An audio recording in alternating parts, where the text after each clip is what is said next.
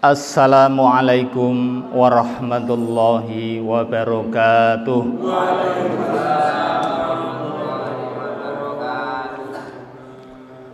A'udzu billahi minasy syaithanir rajim. Bismillahirrahmanirrahim. Alhamdulillahi wa kafa. Wassalatu wassalamu ala sayyidina wa maulana Muhammadinil nabiyil mustafa wa ala alihi wa ashabihi min ahli sidqi wal wafa. Ashhadu an la ilaha illallah wahdahu la syarikalah wa ashhadu anna Muhammadan abduhu wa rasuluh la nabiyya ba'dah. Allahumma salli ala sayyidina Muhammad wa ala alihi wa ashabihi ajma'in. Qala Allah ta'ala fi kitabihil karim. A'udzu billahi minasy syaithanir rajim. Bismillahirrahmanirrahim. Ya ayyuhalladzina amanu kutiba alaikumus siyamu kama kutiba alal ladzina min qablikum la'allakum tattaqun. Shadaqallahul azim. Yang kami hormati Bapak Kepala Madrasah Ibtidaiyah Negeri 1 Kendal, beliau Bapak Haji Subiono SAG MPDI. Yang kami hormati segenap Bapak dan Ibu guru beserta karyawan Min 1 Kendal. Syukur alhamdulillah pada siang hari ini atas rahmat dan hidayah dari Allah Subhanahu wa taala kita masih diberikan kesempatan untuk mengikuti kegiatan sholat zuhur berjamaah, dilanjut dengan kultum, dan semoga amalan ibadah kita mulai khususnya di bulan Ramadan ini senantiasa mendapat ridho dari Allah Subhanahu wa taala. Amin amin ya rabbal alamin. Sholawat dan salam Allah mugi tetap terabadikan kepada junjungan Nabiullah Muhammad sallallahu alaihi wasallam yang telah membawa syariat, yang telah membawa petunjuk, dan senantiasa kita harapkan syafaatnya besok di yaumil qiyamah. Amin amin ya rabbal alamin.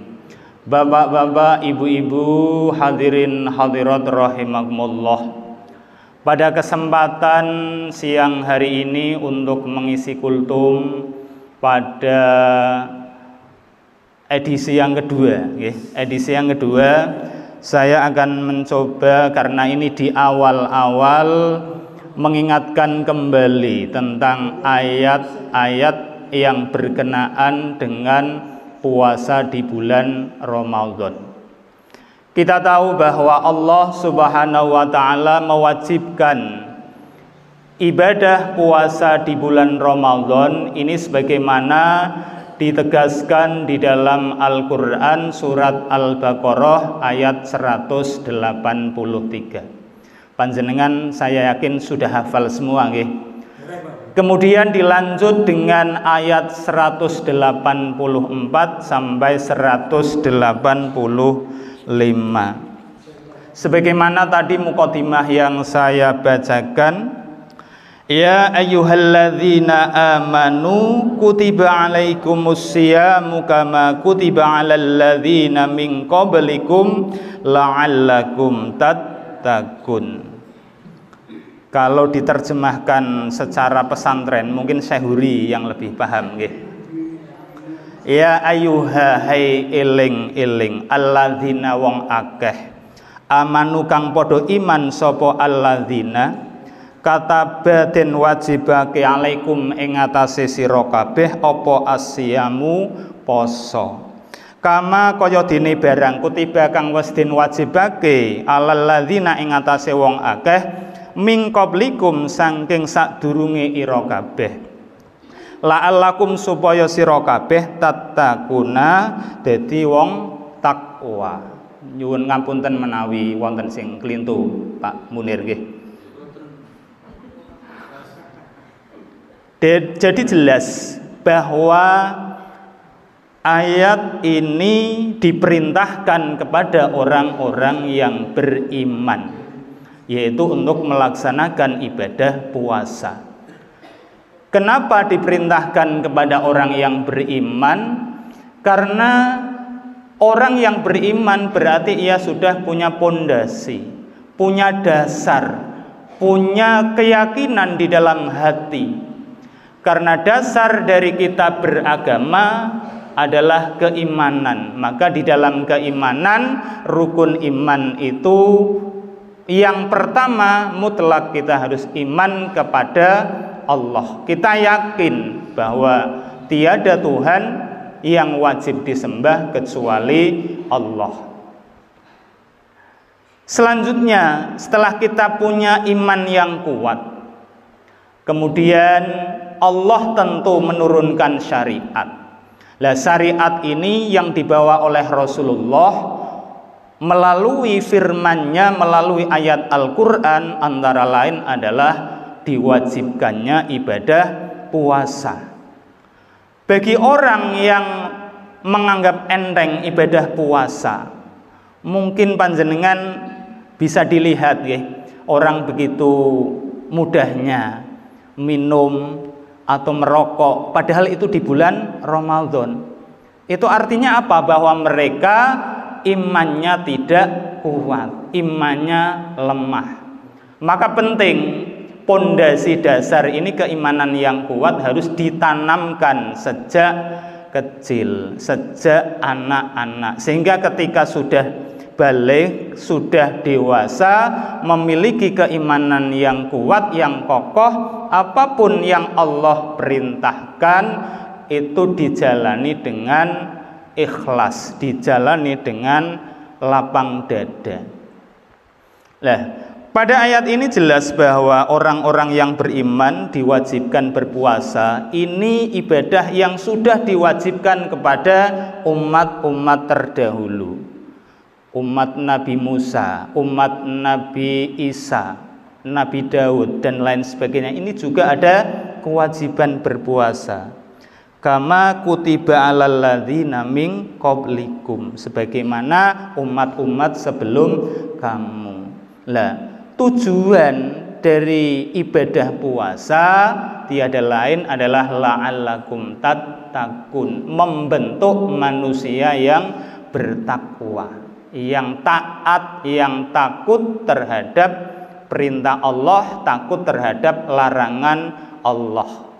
Nah, sehingga kalau kita benar-benar beribadah puasa didasari dengan keimanan, insya Allah akan membentuk pribadi-pribadi yang bertakwa, pribadi-pribadi yang taat dan takut kepada Allah, taat akan perintahnya dan takut akan larangan dan siksanya. Ya, sebagaimana kita maklumi bahwa orang-orang Islam yang sudah mukallaf, orang-orang Islam yang sudah baligh itu hukumnya wajib. Hukumnya wajib. Pada ayat selanjutnya, ayyaman ma'dudat faman kana minkum maridhan aw ala safarin fa'iddatum min ayyamin ukhra. Yaitu beberapa hari yang telah ditentukan. Artinya bahwa bulan puasa yang wajib adalah jumlah harinya sudah ditentukan, yaitu selama 30 hari atau 29 hari di bulan Ramadan. Karena bulan Hijriah itu 1 bulan, terkadang 29, terkadang 30. Sehingga bisa jadi bulan ini 30 atau bisa jadi 29. Faman kana minkum maridhon, maka jika kamu sakit, jika sakit, au ala safarin, atau dalam bepergian, fa'iddatun, maka wajib menggantinya hari yang ditinggalkan dari hari-hari yang tidak berpuasa. Artinya ketika orang itu sakit atau bepergian yang sudah memenuhi syarat, boleh berbuka, boleh tidak berpuasa, tetapi dengan syarat nanti harus mengqadha atau mengganti di hari yang lain. Wa 'alal ladzina yutiqunahu fidyatun ta'amu miskin, dan wajib atas orang-orang yang mereka berat menjalankan puasa, yaitu fidyatun, membayar fidyah, ta'amu miskin, kepada ya berupa makanan untuk orang-orang miskin. Ya memang ada orang yang meninggalkan puasa itu harus mengqadha, ada yang harus membayar fidyah, ada juga yang harus mengqadha dan juga membayar fidyah. Kalau karena sakit yang masih bisa diharapkan kesembuhannya, itu wajib mengqadha. Tetapi kalau sakit yang sudah menahun, tidak ada harapan untuk sembuh, maka bisa diganti dengan membayar fidyah. Orang yang sudah lanjut usia, yang tidak mampu untuk berpuasa, boleh diganti dengan membayar fidyah. Ibu yang sedang mengandung atau menyusui boleh tidak berpuasa tapi mengqadha. Kalau ia khawatir akan dirinya dan janinnya, maka selain ia mengqadha, ia juga membayar fidyah. Membayar fidyah, ya ukuran fidyah itu kurang lebih 1 sok nggih, atau 6 on nggih Mbak Insan nggih, atau sekitar dibulatkan 6,75 atau 7 on. Nah, ini untuk 1 harinya yang ditinggalkan. Faman tatawwa'a khairan fahuwa khairul lah. Maka siapa yang sukarela mengerjakan kebaikan, yaitu melebihkan dari fidyah, maka orang itu khairun, lebih baik lahu baginya. Ya memang takarannya tadi 6,75 on. Nah, lebih baik kita berikan lebih banyak lagi, 1 kilo, atau mungkin kalau mempunyai kelebihan rezeki bisa 2 kilogram. Ini lebih baik. Faman tatawwa'a khairan fahuwa khairul lah wa an tasumu khairul lakum in kuntum ta'lamun. Dan jika kamu berpuasa, itu lebih baik bagimu jika kamu mengetahui keberkahannya, mengetahui keutamaannya. Karena apa? Ketika kita sakit, yang dirasa sakitnya itu masih kuat melaksanakan ibadah puasa, atau ketika kita bepergian yang sudah melewati ketentuan jaraknya, yaitu 85 km, maka kita boleh saja tidak berpuasa. Tetapi kalau memang itu dirasa tidak memberatkan, maka itu lebih baik kita berpuasa, karena pahalanya sangat luar biasa, keistimewaannya sangat luar biasa. Sehingga eman-eman ketika di bulan Ramadan ini ada kesempatan, ada waktu untuk melaksanakan ibadah puasa, sementara kita mampu sampai kita tidak berpuasa, ini sangat rugi dan dosa besar. Tetapi jika ada halangan tadi, selagi kita mampu, nah, halangan yang bisa kita lewati seperti bepergian yang jauh tetapi kita mampu, maka kita boleh lebih baik tetap melaksanakan ibadah puasa. Nah, sehingga kita dapat memperoleh keutamaan dan keberkahan di bulan puasa. Kemudian dilanjut dengan ayat yang ke-100, ayat berikutnya yaitu 185. Ini kaitannya dengan turunnya Al-Qur'an. Bismillahirrahmanirrahim. Syahrul Ramadhan alladzi unzila fihil Qur'an hudal linnasi wa bayyinatim minal huda wal furqan. Bulan Ramadan adalah bulan yang dimana diturunkannya Al-Quran sebagai petunjuk bagi manusia dan sebagai penjelas atau menjelaskan dari petunjuk tersebut, serta sebagai pembeda, membedakan mana yang hak, mana yang batil, mana yang halal, mana yang haram. Jelas apa yang dijelaskan diuraikan di dalam Al-Quran itu sudah jelas.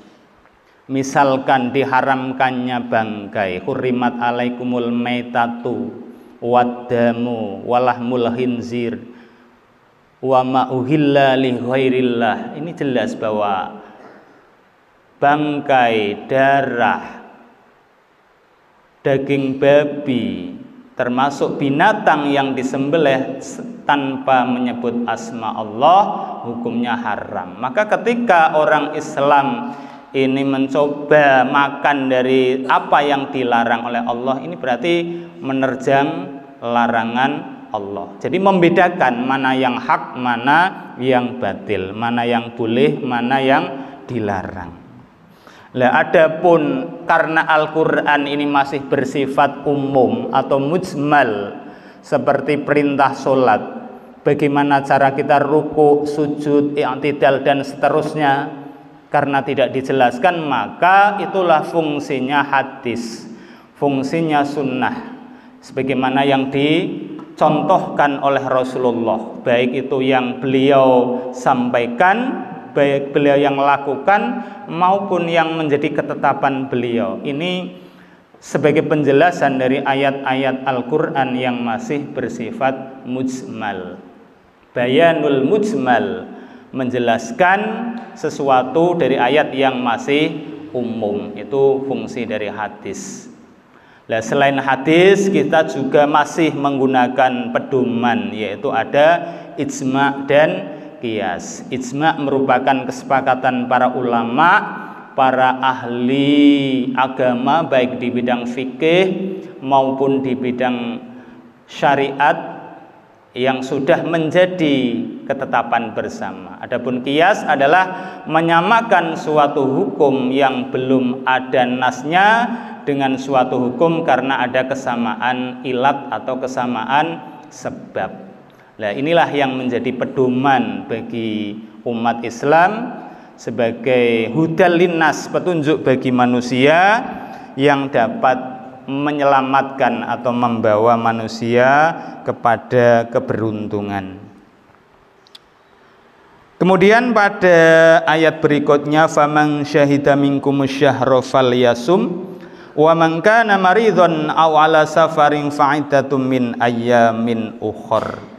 Maka barang siapa yang menyaksikan atau hadir atau menjumpai di antara kalian bulan Ramadan, falyasum, maka hendaklah ia berpuasa. Perintah ini mengandung wajib, amar, perintah wajib. Wa man kana maridhun aw ala safarin fa'iddatum min ayyamin ukhra. Ini pengulangan dari ayat awal, yaitu jika kamu sakit, ya, sekali lagi ditekankan, atau dalam perjalanan, maka boleh berbuka, boleh tidak berpuasa, tetapi wajib mengganti di lain hari setelah bulan Ramadan. Adapun tidak berpuasa karena udzur syar'i, itu memang harus, seperti para ibu-ibu yang mungkin sedang menstruasi, itu malah wajib tidak berpuasa. Kalau berpuasa malah tidak sah. Tetapi nanti setelah Ramadan wajib mengqadha. Yuridullahu bikumul yusra wala yuridu bikumul usra. Allah menghendaki kemudahan bagi kalian dan tidak menghendaki kesulitan. Semua perintah Allah itu sebenarnya sudah dipikirkan akan fitrah manusia. Kira-kira mampu atau tidak melaksanakan puasa. Kalau dirasa tidak mampu, tentu Allah yang lebih tahu. Maka Allah menginginkan kemudahan bukan kesukaran. Lah terakhir walitukmilul iddata walitukabbirullaha ala ma hadakum wa la'allakum tashkurun.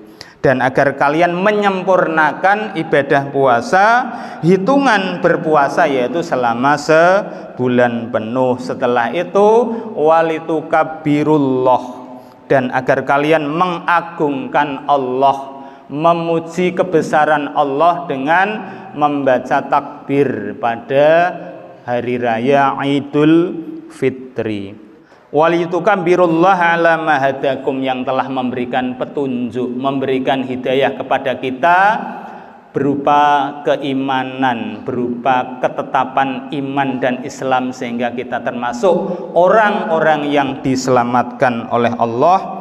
La'alakum tashkurun, agar kalian semua bersyukur atas nikmat Allah yang tak ternilai harganya. Wa in ta'uddu ni'matallahi la tuhsuha. Jika kita menghitung-hitung nikmat Allah, pasti kita tidak akan bisa menghitungnya.